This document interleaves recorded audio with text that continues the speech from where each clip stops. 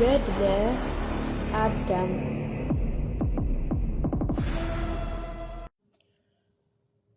አንድ አምላክ በሚሆን በአብ በወልድ በመንፈስ ቅዱስ ስም አምነን ክብር ምስጋና ይገባውና እግዚአብሔርን አጋዥ በማድረግ የአባታችን አዳምና የእናታችን ሔዋን ገድል በክፍል እናቀርባለን።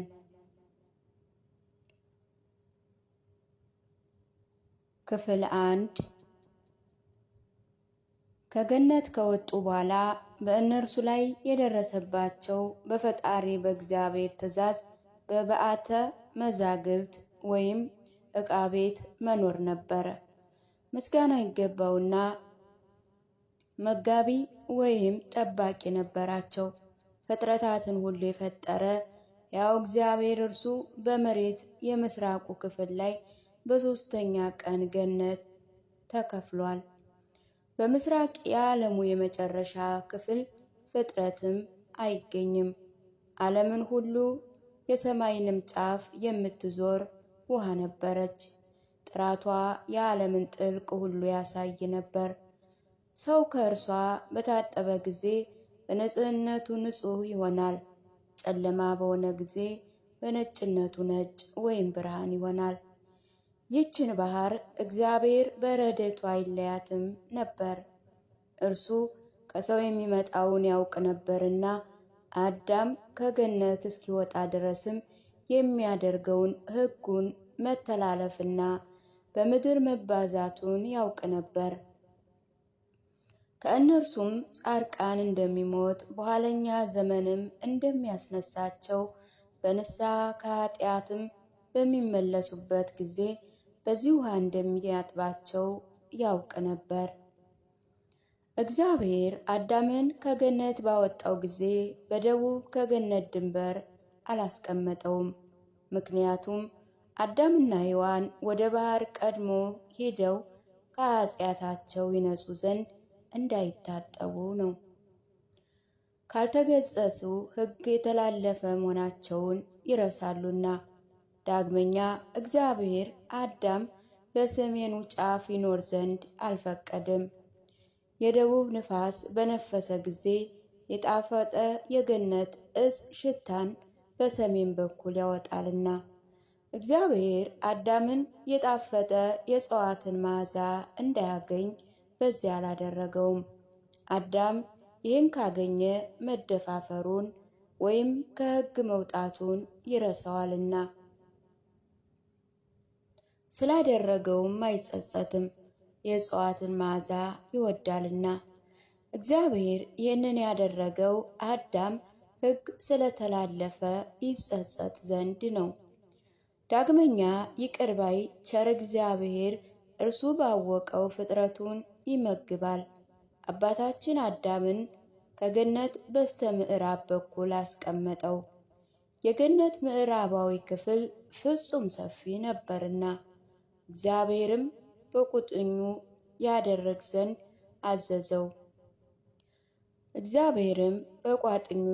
ዘንድ አዘዘው። ይህችውም ከገነት በታች ያለች በዓተ መዛግብት ወይም ዕቃ ቤት ናት።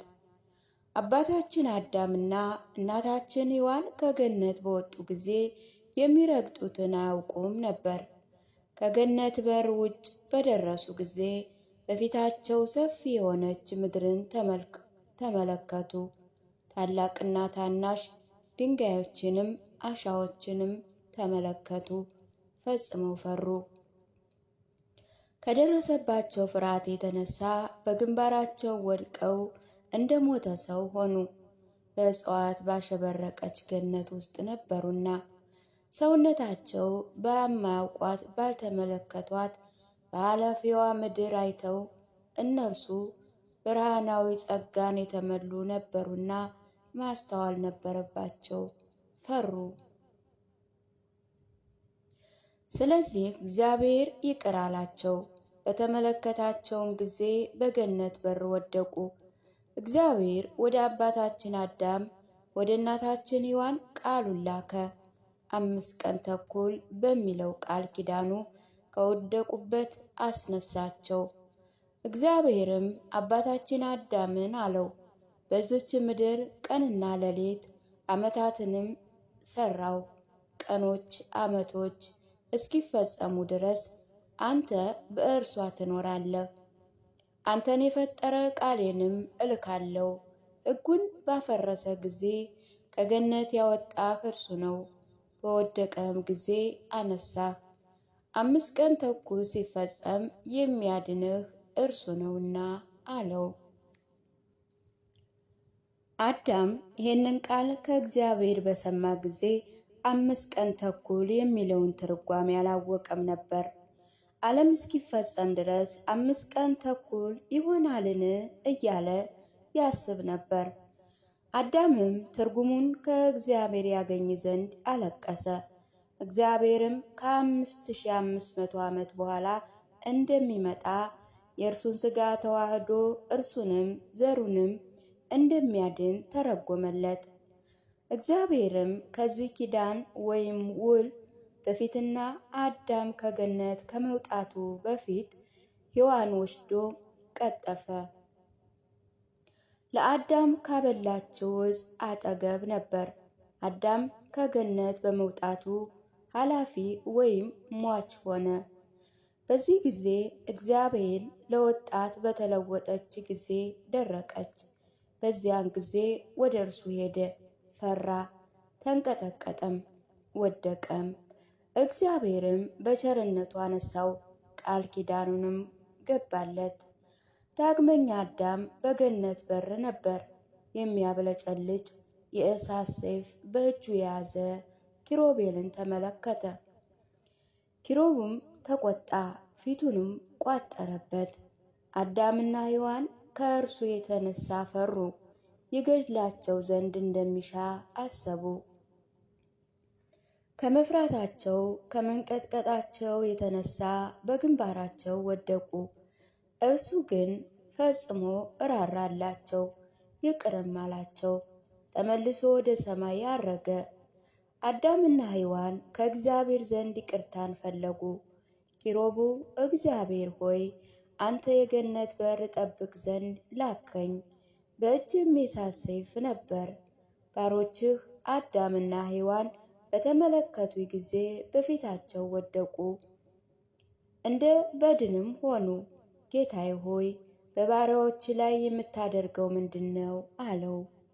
እግዚአብሔር ራራላቸው፣ ይቅርም አላቸው። መልአኩንም ገነትን ይጠብቅ ዘንድ ላከው። የእግዚአብሔር ቃል ወደ አዳም እና ሔዋን መጣ፣ አነሳቸውም። እግዚአብሔርም አዳም ከ5 ቀን ተኩል በኋላ ቃሌን እልካለሁ እንዲጎበኝም ያለውህን አጽንተህ ያዝ፣ ባዘዝኩህ በዛች መሬትም ኑር አለው። አዳምም ይህን ቃል ከእግዚአብሔር በሰማ ጊዜ በእግዚአብሔር ቃል ተጽናና፣ እርሱ ያድነዋልና። አዳምና ሔዋን ግን ከመኖሪያቸው ከገነት በመውጣታቸው አለቀሱ። አዳምም የተለወጠ ሥጋውን በተመለከተ ጊዜ እርሱም ሔዋንም መራራ ለቅሶን አለቀሱ። ባደረጉት ስህተትም ተጸጸቱ። እነርሱም ወርደው በአንተ መዛግብት ረገጡ ወይም ደረሱ። አዳምም በዕተ መዛግብት በደረሰ ጊዜ ስለ ሰውነቱ አለቀሰ። ሔዋንም በዚህ ዓለም በእኛ የሆነ የእስር ቤታችን የመደብደቢያ የመሰቃያ ቤታችንን ተመለከተች አላት። ከመስፋት ይልቅ ምንኛ ጠባብ ነው! ከገነት ቦታዎች ይልቅ ምንኛ ድንጋማ ነው! ከገነት ብርሃን ይልቅ በዚህ ቤት ያለ ጨለማ ከየት የተገኘ ነው? ከእግዚአብሔር ቸርነት የተነሳ በእኛ ላይ የምትጋርድ ድንኳን ከየት የመጣች ናት? ይህች መሬት በድንጋይ የተሸፈነች ናት። ያች ምድር ወይም ገነት ግን በአማሩ በሚጣፍጡ ፍሬ የተሞላች ወይም የተሸፈነች ናት። አዳምም ሔዋን በዓይኖችሽ ተመልከቺ፣ ዓይኖቻችን ሰማያውያን መላእክትን ያለማቋረጥ ሲያመሰግኑ ይመለከቱ ነበር። አሁን ግን ይህን የምንመለከት አይደለንም፣ ዓይኖቻችን ሥጋውን ሆነዋልና እንደ ቀደመው የመላእክቱ አይደሉም። አባታችን አዳም እናታችን ሔዋን መጀመሪያ በገነት በነበሩ ጊዜ ሥጋችን የት ነበር አላት። ከዚያ በኋላ አዳም ወደ ማደሪያው ይገባ ዘንድ አልወደደም፣ ወደ ድንኳን ግን ይገባ ነበር፣ በእግዚአብሔር ትእዛዝ እንጂ ፈጽሞ አልገባም ነበርና በዛች ባላድር ሁለተኛ ሕግ ተላላፊ እባላል ይል ነበርና። አዳምና ሔዋን ገብተው ለእኛ በማይታወቅ ቋንቋ ይጸልዩ ነበር፣ እነርሱ ግን ያውቁት ነበር። በሚጸልዩበት ጊዜ አዳም ዓይኖቹን አነሳ፣ በእርሱ ላይ የተጋረደች ወይም የተጠለለች የድንጋይ ድንኳንም ተመለከተ። ሰማይና የእግዚአብሔርን ፍጥረታት ሁሉ ያይ ዘንድ አልቻለም። አዳምም እስከሚወድቅ ወይም የሞተ ሰውም እስከሚመስል ድረስ ደረቱን ደቃ። ሔዋንም የሞተ ሰው መሰላት፣ በአዳም ላይ ታለቅስ ነበር። ቁማም እጁን ወደ እግዚአብሔር ዘረጋች፣ ምሕረትን ቸርነትን ከእርሱ ታገኝ ዘንድ ጌታ ሆይ የሠራሁትን ኃጢአት ይቅር በለኝ፣ በእኔ ላይ ያለች በደሌንም አታስብብኝ። በዚህ በደሌ አገልጋይ አዳምን ከገነት እንዲወድቅ ወይም እንዲባረድ አድርጌዋለሁና ከብርሃን ወደ ጨለማ ከደስታ ወደ እስር ቤት መልሼዋለሁና ጌታ ሆይ ወደ ወደቀው አገልጋይ ተመልከት። በእኔ ምክንያት ሕግን በመተላለፍ ይጸጸት፣ ያለቅስ ዘንድ በዚህ ቅጽበት ነፍሱን አትውሰድ። ከመሞቱ በፊት በቀኖት ይጽና፣ ፈቃድህንም ይፈጽም ዘንድ ተወው እንጂ አለችው። በዚህ ቅጽበት የማታስነሳው ከሆነ ግን ከእርሱ ጋር ነፍሴን ውሰድ። በዚህ እስር ቤት ውስጥ አንዲቱ እኔን ለብቻዬ አትተወኝ፣ እኔ በዚህ ዓለም ከእርሱ ጋር ነው እንጂ ብቻዬን ቁሜ መኖር አልችልምና። አቤቱ ጌታዬ ሆይ አንተ በእርሱ ላይ እንቅልፍን አመጣህ፣ በእንቅልፍ ላይ ያለ ከጎኑ አንዲት ዕፅን ነሳህ።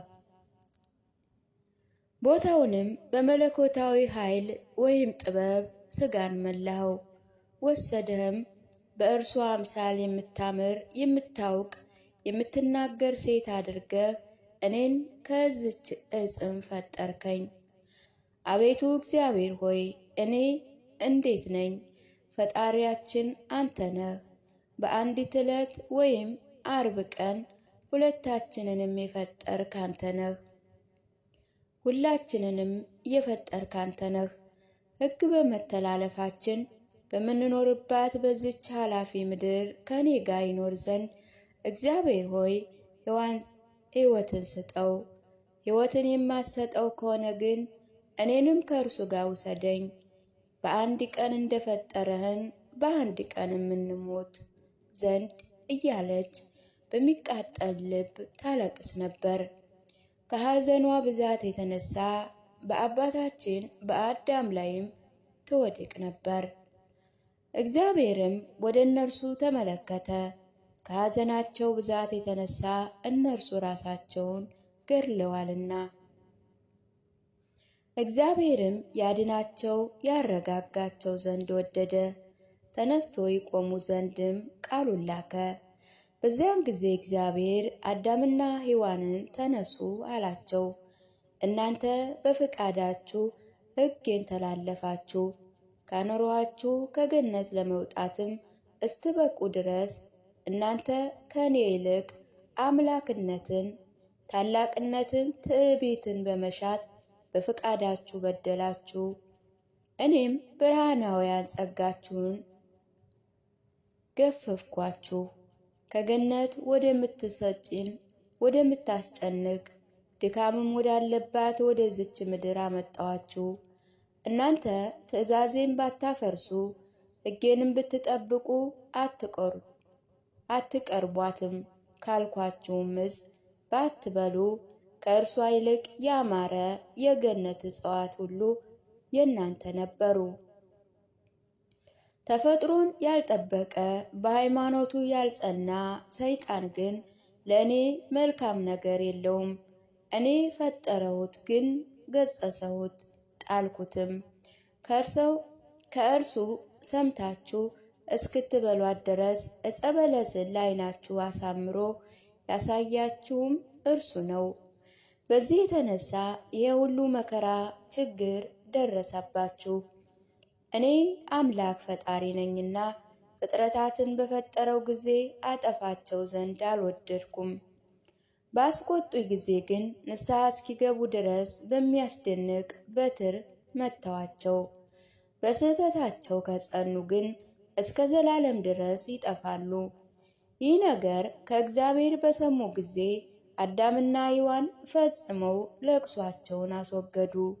ልባቸውም በእግዚአብሔር ጸና። እግዚአብሔር እንደ እናትም እንደ አባትም ሆኖላቸዋልና፣ ስለዚህም በፊቱ አለቀሱ፣ ይቅርታውንም ፈለጉ። በዚህ ጊዜ እግዚአብሔር ይቅር አላቸው። አዳም ሆይ እኔ በቃል ኪዳኔ ማለውልህ፣ ከእርሱም አልመለስም። ቃል ኪዳኔን እስክፈጽም ድረስ ወደ ገነት አልመልስህም። ይኸውም 5 ቀን ተኩል ነው። አዳምም እግዚአብሔርን አለው፣ አቤቱ እግዚአብሔር ሆይ በገነት እኖር ዘንድ አንተ ፈጠርከኝ፣ አበጅኸኝ። ትእዛዝን ከመተላለፌ በፊት ስም አውጣላቸው ዘንድ አራዊትን ወደ እኔ ያመጣቸው። ጸጋ በእኔ ላይ ነበረች፣ እንደ ትእዛዝም ሁሉን በየስማቸው ጠራዋቸው። ሁሉንም ለእኔ እንደሚሰግዱ ወይም እንዲገዙ አደረገህ። እግዚአብሔር ሆይ ዛሬ ግን ትእዛዝን ከተላለፍኩ በኋላ ሁሉም ይበሉኝ ዘንድ ተነሱ። ሔዋንም አገልጋይንም እንዲሁ ሕይወታችንን ከምድረ ገጽ ሊያጠፉ ነው። አቤቱ እግዚአብሔር ሆይ እኔ እለምንሃለሁ፣ ከገነት እንዳስወጣን በኃላፊቷ ምድርም እንዳስቀመጥከን አራዊት በእኛ ላይ እንዲሰለጥኑ አትፍቀድላቸው አለው። እግዚአብሔርም ይህንን ቃል ከአዳም በሰማ ጊዜ ይቅር አለው፣ እውነቱን እንደተናገረም አወቀ። በመተላለፋቸው ምክንያት ከእነርሱ ከተቆጣ አራዊት ይበሏቸው ነበርና። እግዚአብሔርም እንስሳትን፣ አራዊትን፣ አዕዋፍን፣ የምድር አዕዋፋትን ሁሉ ወደ አዳም ይሄዱ ይታረቁ ዘንድ በእርሱ በሔዋንና በዘሩ ላይ እንዳይከፉባቸው አዘዛቸው። ከአራዊት ጋር ወደ አዳም እንዳትደርሱ ወይም እንዳትሄዱ ከተቆጣት ከረገማት ከእባብ በቀር ሁሉም ሂደው እንደ እግዚአብሔር ትእዛዝ ሰገዱለት። አዳም ግን አለቀሰ፣ እንዲህ አለ፣ እግዚአብሔር ሆይ እኛ በገነት ነበርን፣ አእምሮአችንም ታላቅ ነበር፣ መላእክትንም ሲያመሰግኑ እንመለከት ነበር። ዛሬ ግን እንደለመድነው ማየት አንችልም። ወደ መሬት በወረድን ጊዜ ፍጥረታት ሁሉ ተሰወሩብን አለው። እግዚአብሔር አምላካችንም አዳምን እንዲህ አለው፣ በመታዘዝ ሕይወት እያለህ ብርሃናዊ ጸጋ በውስጥ ነበረች። ስለዚህ የራቁትን ፍጥረታት አቅርበህ ትመለከት ነበር። ሕገ እግዚአብሔር ከተላለፍክ በኋላ ግብርናህን ጸጋህን ተገፈፍክ። በዚህ ጊዜ የራቀውን የማየት ጸጋ በአንተ ላይ የቀረ አይደለም። እንደ ሥጋ ዕቃ ወይም ጸጋ የቀረቡትን ትመለከታለህ እንጂ ይኸውም እንስሳዊ እውቀት ነውና። አዳምና ሔዋን ይህንን የእግዚአብሔርን ቃል በሰሙ ጊዜ ወጥተው በፊቱ ሰገዱ። በዚያንም ልቦናም አመሰገኑ። እግዚአብሔርም ቃሉን ወይም ንግግሩን ከእነርሱ አቆመ። አዳምና ሔዋን ከበዓታቸው ውጭ ወጡ፣ ወደ ገነት ሄዱ። ወደ ምዕራብ በር በደረሱ ጊዜ ሰይጣን ወደ እነርሱ ይገባ ነበር። አዳምና ሔዋንን ባሳታቸው ጊዜ ሰይጣን ያደረባት እባብን አገኟት። አዝና ተክዛ መሬትን ትጭር ነበር። ከእግዚአብሔር ዘንድ በእርሷ ላይ ስለደረሰው መርገምም በደረቷ በመሬት ላይ ትሄድ ነበር። ከአራዊት ሁሉ ልዕልት ከፍ ከፍ ያለች ነበረች። እባብ የተናቀች የተረገመችም ሆነች። ከሁሉ ይልቅ በደረቷ የምትሳብ በልቧ የምትሄድም ሆነች። ከአራዊት ሁሉ የምታምር እርሷ ከአራዊት ሁሉ የከፋች ሆነች። ከጥሩ ነገር ትመገብ የነበር መሬትን ወደ መብላት ሄደች። ጥሩ የነበረ ቤት ዛሬ ግን ማደሪያዋ መሬት ሆነ። በሁሉም እንስሳ ዘንድ የምትታምር ከደም ግባቷ የተነሳ የምታስደንቅ እርሷ በእርሷ ዘንድ የምታስጠላ ሆነች። ዳግመኛ በአንዲት ቦታ ታድር ነበር። ሁሉም ወደ እርሷ ይመጡ ነበር። እርሷ ከሁሉም ትጠጣ ነበር። ሌሎችም ከእርሷ ከጠጣች ይጠጡ ነበር።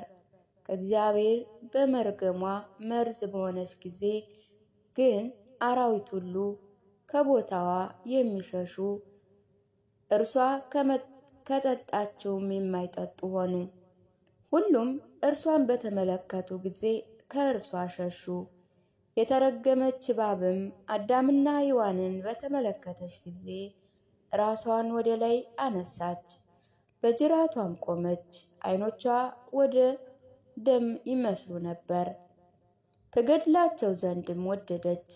አስቀድማ ሩጣም ከሔዋን ዘንድ ደረሰች። አዳም ግን ቆመ፣ ያለቅስ ነበር።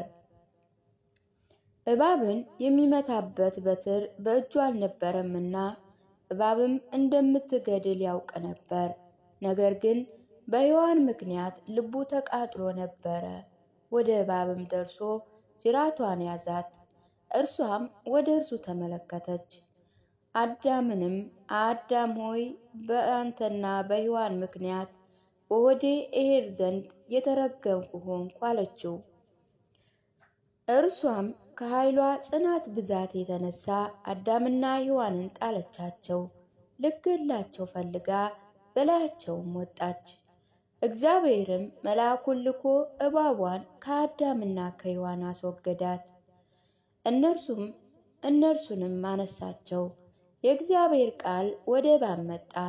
እርሷንም እንዲህ አላት፣ መጀመሪያ በሆድሽ ትሄጂ ዘንድ ረገምኩሽ፣ በልብሽም ትሳቢ ዘንድ አደረግኩሽ። በአንቺ ነገር አልቆረጥኩም ነበር። ዛሬ ዲዳ ሁኚ፣ አንቺ ዘመዶችሽም የምትናገሩ አትሁኑ። በመጀመሪያ ጊዜ የአገልጋዮቼን መውደቅ በአንቺ ምክንያት ሆኗልና፣ ዛሬ ግን ልትገድሊው ሞከርሽ። በዚህ ጊዜ እባብ ዲዳ ሆነች፣ ወደ መናገርም አልተመለሰችም። ንፋስም በእግዚአብሔር ትእዛዝ እየነፈሰ መጣ። እባብንም ከአዳምና ከሔዋን ፊት ተሸክሞ ህንድ በሚደርስ ባህር ዳርቻ ጣላት። አዳምና ሔዋን ግን በእግዚአብሔር ፊት አለቀሱ። አዳምም አቤቱ አምላኬ ሆይ በቤት እያለው ይህም ብዬ ነበር።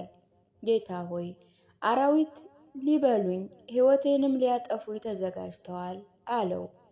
አዳምም ከደረሰበት ችግር የተነሳ መሬት እስኪወድቅ ድረስ ደረቱን ደቃ፣ እንደ ሞተ ሰው ሆነ።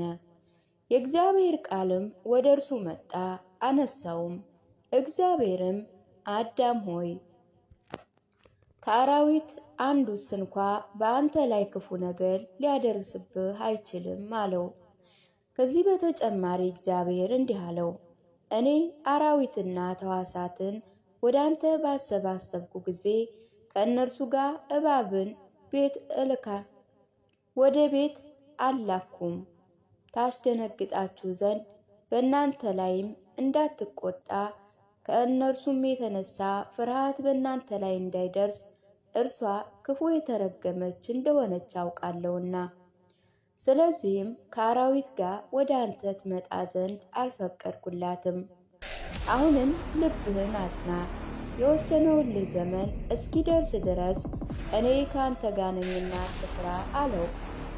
አዳም ግን አለቀሰ፣ እንዲህም አለ፣ አቤቱ አምላካችን ሆይ ሌላ ቦታ ለውጥልን፣ ዳግመኛ ፈጽማ እባብ ወደ እኛ መጥታ እንዳትቆም አገልጋይ ሔዋንን እንዳትገላት፣ ዓይኖቿም ፈጽመው የከፉ ናቸው አለው። እግዚአብሔርም አዳምና ሔዋንን ዛሬ ግን አትፍሩ፣ ወደ እናንተ ትደርስ ዘንድ አይተዋትም። ከእናንተ ወደ ሌላ ደብር ወይም ተራራ አስወግዳታለሁና እናንተን የሚጎዳ ነገር በውስጡ አልተውም አላቸው። አዳምና ሔዋን በእግዚአብሔር ፊት ሰገዱ። ክብር ምስጋና ይገባውና ከሞት ያዳናቸው እርሱን አመሰገኑት። ነቢያት፣ ሐዋርያት፣ ጻድቃን፣ ሰማዕታት የወለዱ የአባታችን የአዳምና የእናታችን ሔዋን ዕረፍት በተፈጠሩባት ዕለት ዓርብ ሚያዝያ 6 ቀን ነው። ጸሎታቸው በረከታቸው በሁላችን ላይ ይድረስ፣ አሜን።